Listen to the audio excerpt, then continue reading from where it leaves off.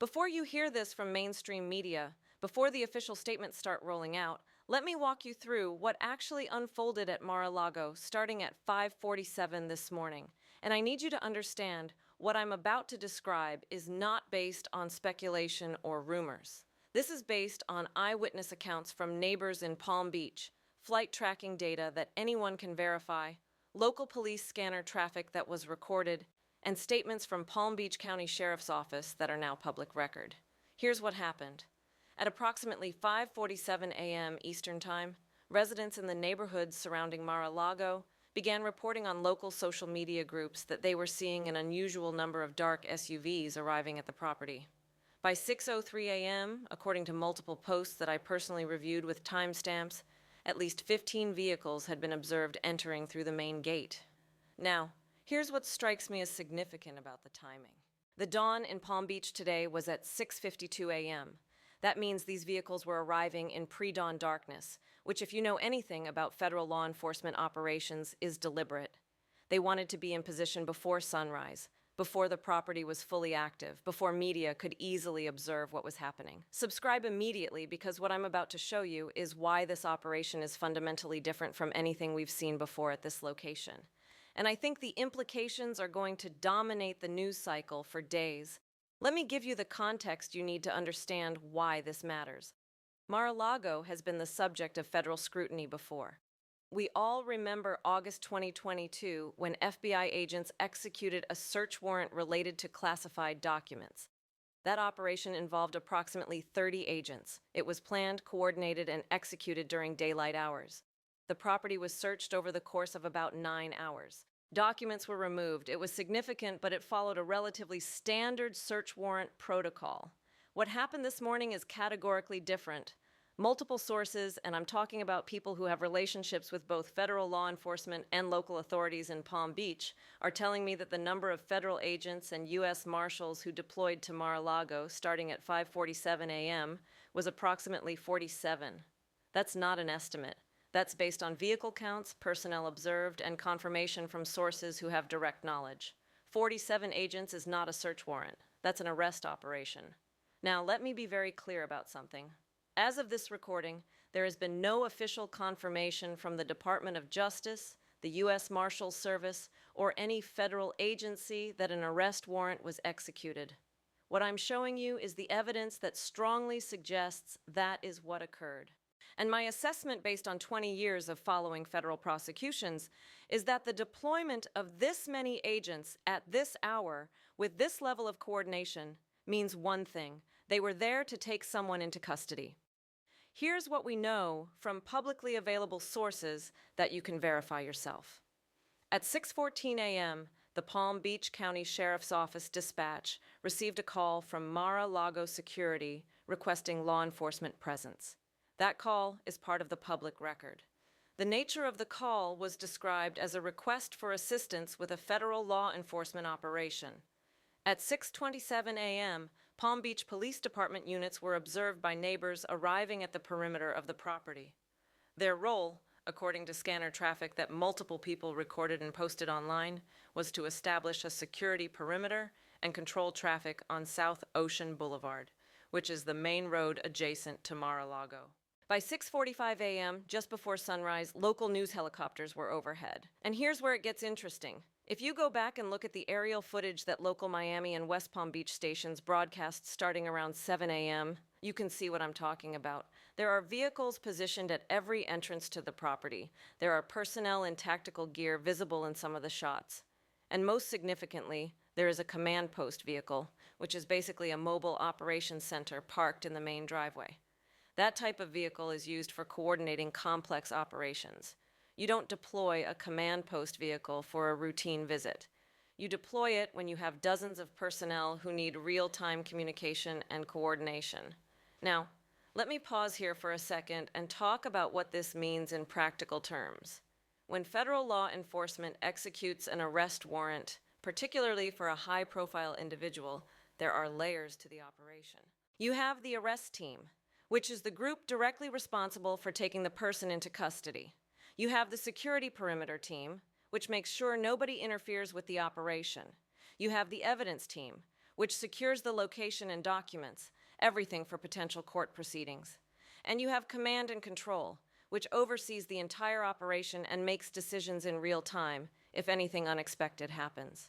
Based on the number of agents and vehicles observed, my assessment is that all 4 of those components were present this morning. That tells me this was not exploratory, this was not investigative, this was an operation designed to execute a specific objective. And in my view, that objective was taking someone into federal custody. At 7:34 a.m., approximately 2 hours after the initial arrival of federal agents, a convoy of vehicles was observed leaving Mar-a-Lago. Multiple witnesses, including a Reuters photographer who happened to be in the area, documented this convoy. It consisted of at least 6 SUVs moving in formation with what appeared to be law enforcement escort from Palm Beach police. The convoy traveled north on South Ocean Boulevard, then west toward Interstate 95. Flight tracking data, which is publicly available through websites like Flight Radar 24, shows that a U.S. Marshals Service aircraft departed from Palm Beach International Airport at 9:17 a.m., roughly 90 minutes after that convoy left Mar-a-Lago. The aircraft's destination was Ronald Reagan Washington National Airport outside D.C. Now, I can't prove that those 2 things are connected, but what I can tell you is that when you are transporting a high VV value federal detainee from Florida to Washington for processing and arraignment, that is exactly the timeline and exactly the flight profile you would expect to see. Think about that for a moment.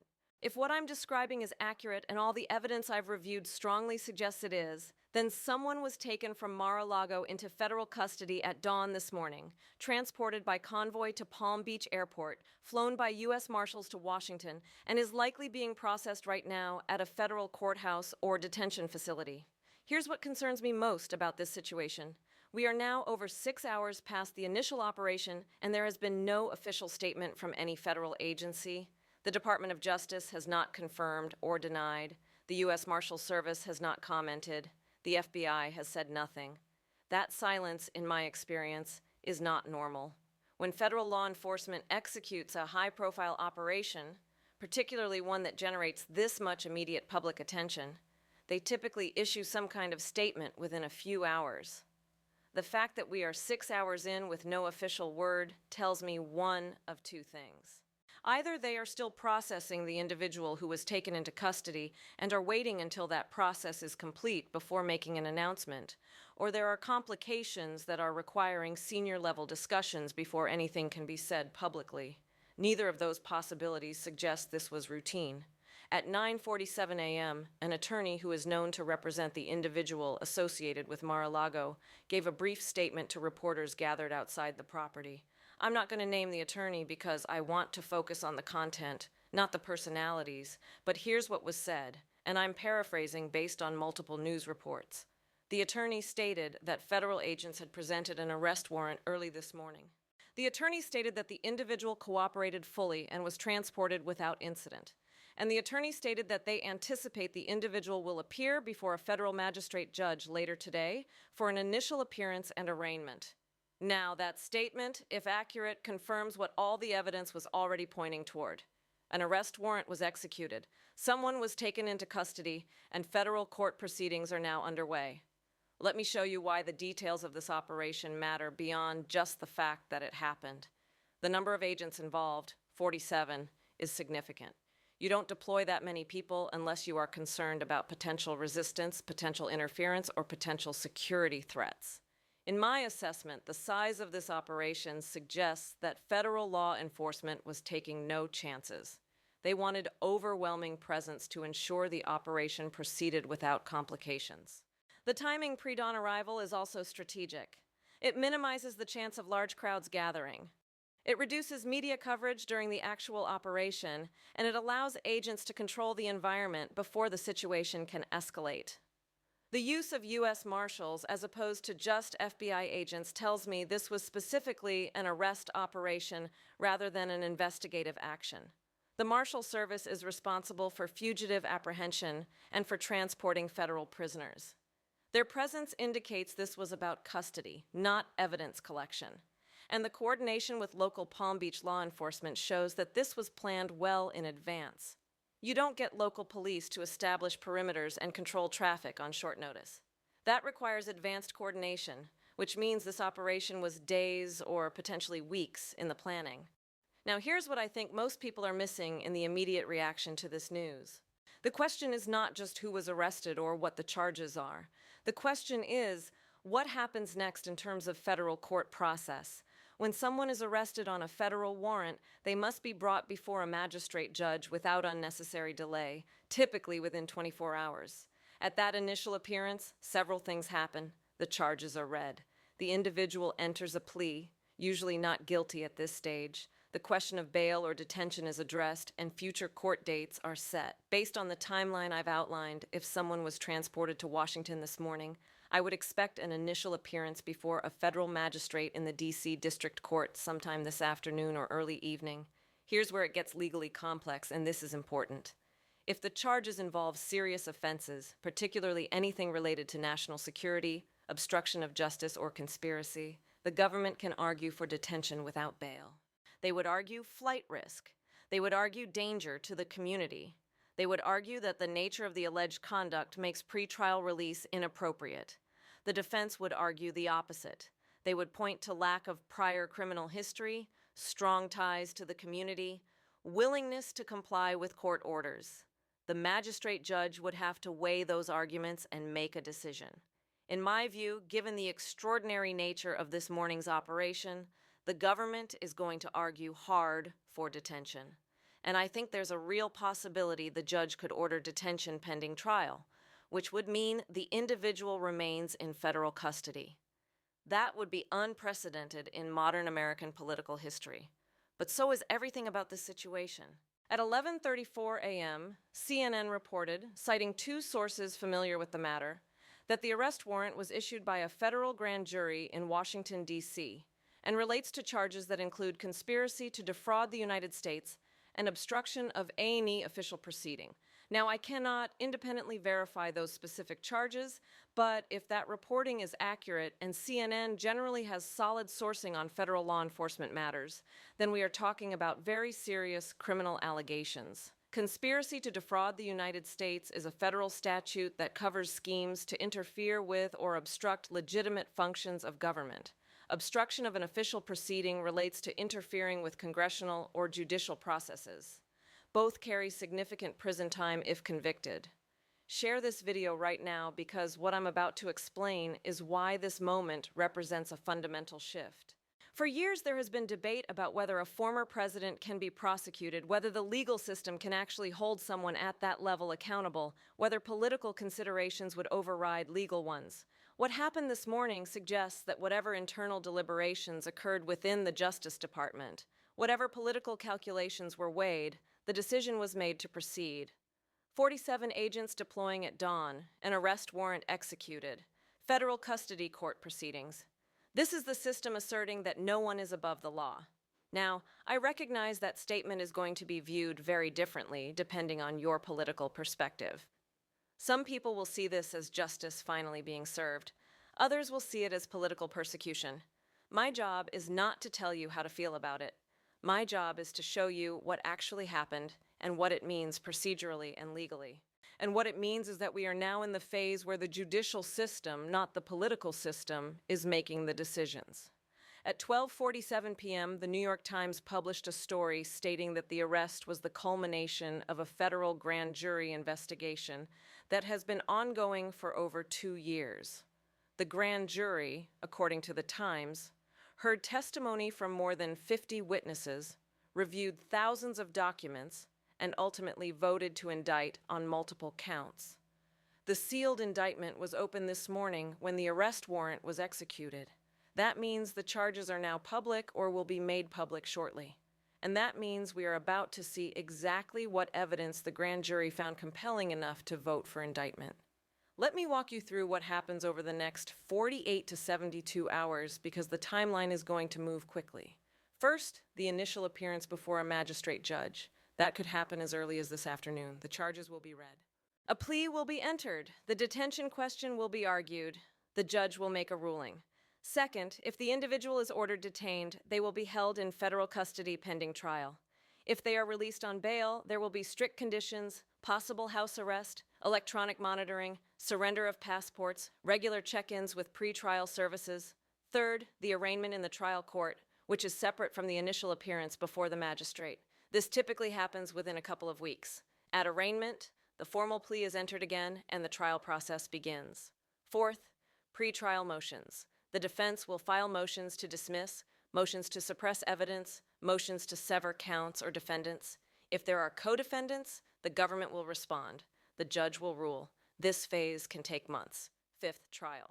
If the case goes to trial, rather than resulting in a plea agreement, we are looking at a process that could take 6 months to a year from indictment to verdict. Now, here's what I think is the most significant unknown right now. Are there co-defendants? Federal conspiracy charges often involve multiple people. If the charges relate to a scheme or coordinated conduct, it is possible that others were also indicted. We may learn in the next few hours that additional arrests have been made or additional individuals have been charged. That would indicate the scope of this investigation is broader than just one person. At 1:52 p.m., NBC News reported that a federal law enforcement official confirmed on background that an arrest did occur this morning at Mar-a-Lago, that the individual is now in federal custody, and that the charges will be made public at the initial court appearance. That is the closest we have gotten to official confirmation. Still no formal statement from DOJ. Still no press conference, but the background confirmation to a major news outlet signals that the government is comfortable with the basic facts becoming public, even if they are not ready for a formal announcement yet. Here's what I'm watching for in the next few hours. First, court docket activity. Federal court dockets are public. If there is an initial appearance scheduled, it will show up on the docket for the D.C. District Court. Multiple legal reporters and news organizations are monitoring that docket in real time. The moment something appears, it will be reported. Second, any additional arrests or indictments. If this is part of a broader case, there may be simultaneous or near simultaneous actions against others. Third, reaction from political figures. We have already started to see statements from members of Congress, both supporting and condemning what has occurred. That political reaction is going to intensify over the next 24 hours. Fourth, legal analysis of the charges once they become public. The exact language of the indictment will matter enormously. What specific conduct is alleged? What evidence is referenced? What is the legal theory of the case? All of that will become clear when the charging documents are unsealed. And fifth, the detention decision. If the magistrate judge orders detention without bail, that is a massive development. If bail is granted, the conditions will tell us how seriously the court views the charges. Subscribe to this channel and turn on all notifications because this story is going to develop rapidly. What I've shown you is the evidence of what happened this morning. 47 federal agents, pre-dawn operation, arrest warrant executed, federal custody, transport to Washington, imminent court appearance. In my assessment, this represents the most significant federal law enforcement action involving a former president in American history. The legal process is now in motion. A grand jury has voted to indict. An arrest has been made. The judicial system is now in control of what happens next. Over the coming days and weeks, we are going to see evidence presented, legal arguments made, court rulings issued. This is no longer about political debates or media narratives. This is about whether the charges can be proven beyond a reasonable doubt in a court of law. And that process, however long it takes, will determine the outcome. I will be covering every development. When the charges are unsealed, when the initial appearance happens, when any rulings are made, you will see detailed analysis here because what we are witnessing is a stress test of the American legal system. Can it handle a case of this magnitude and this political sensitivity? Can it proceed fairly and impartially? And can it reach a just outcome regardless of the individual involved? Those questions will be answered through the process that started at 5:47 this morning when federal agents surrounded Mar-a-Lago at dawn. Subscribe now. This is history unfolding.